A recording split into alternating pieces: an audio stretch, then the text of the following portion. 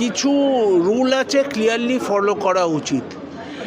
প্লেয়ারের আউটটা ভুল ছিল, আম্পায়াররা রিয়ালাইজ করেছে, আম্পায়াররা ডিসিশান দিয়েছে। তারপরে প্লেয়ারটা রোপ মাঠ ছেড়ে বেরোবার আগে এবং ক্লিয়ারলি বলা আছে যে নেক্সট বল করার আগে যদি আম্পায়ার তার ডিসিশান চেঞ্জ করতে চায় করতেই পারে। সো সেখানে এবং টিভিতে ক্লিন দেখা যাচ্ছে যে ওয়ান ড্রপে সন্দীপন ক্যাচটা নিয়েছে।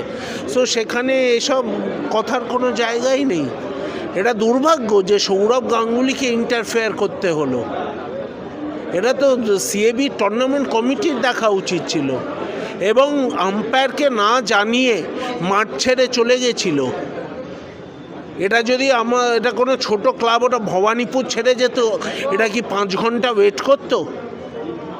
এটা তো ইস্টবেঙ্গলকে পাইয়ে দেওয়ার জন্য। আজকে 5 ঘন্টা ওয়েট করতো যদি ভবানীপুর ছেড়ে চলে যেত মাঠ থেকে, বা আজকে অন্য ছোট কোনো টিম ছেড়ে চলে যেত। এটা আগেও হয়েছে, অন্য একটা টিম ভুল প্লেয়ার খেলিয়েছে, তার জন্য আইন, সেও একটা বড় ক্লাব। সেই এই সিএবির এই বড় ক্লাবের প্রতি পক্ষপাতিত্ব করা বন্ধ করা উচিত।